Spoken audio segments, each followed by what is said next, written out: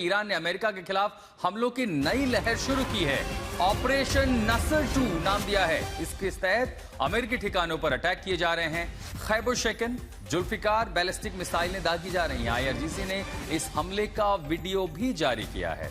Middle east में अमेरिकी बेसों और कंट्रोल सेंटर को निशाना बनाया गया है। तो ईरान ने अब इस ऑपरेशन को अपना नाम दिया है ऑपरेशन नसर 2। वॉशिंगटन से रोहित शर्मा हमारे साथ जुड़ रहे हैं।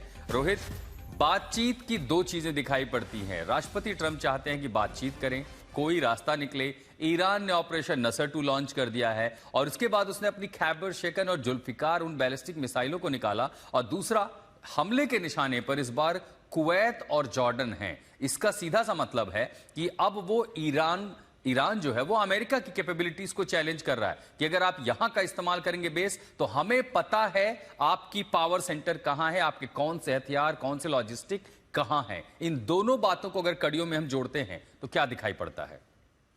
देखिए, फुल ब्लोन एस्केलेशन है इस वॉर की। जो हमने बात की थी कि फरवरी में जिस तरह से वॉर शुरू हुई थी, जिस तरह से ईरान रिटेलिएट कर रहा था, रिएक्ट कर रहा था, जो अमेरिकन बेसेस है उन पे अटैक कर रहा था, जो मिडिल ईस्ट की कंट्रीज है उन पे अटैक कर रहा था, ईरान का ये हमेशा से यही रुख रहने वाला था, ये हम सबको पता था। इंटरेस्टिंग चीज ये है कि प्रेसिडेंट डोनाल्ड ट्रंप ने जो हमने कहा बात कही कि वो अब कह रहे हैं कि वो अग्रीमेंट जो है, अगर ईरान मानने के लिए तैयार नहीं होता तो ये चलता रहेगा और तब तक चलता रहेगा जब तक ईरान जो है अमेरिका की सारी शर्तों को नहीं मान लेता जिसके ऊपर एमओयू साइन करवाया गया था।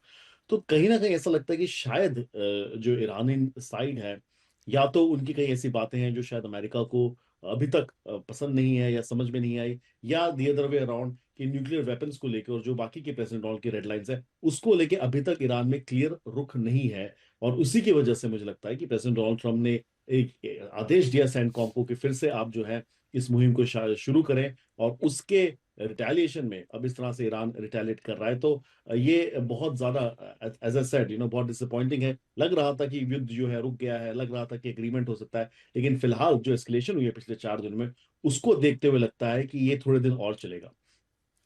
और इसी वजह से दरअसल कई सारी इन परिस्थितियों को लेकर के दुनिया भर के विशेषज्ञ इस बात के लिए हैरत में हैं कि आखिर यहां होगा क्या।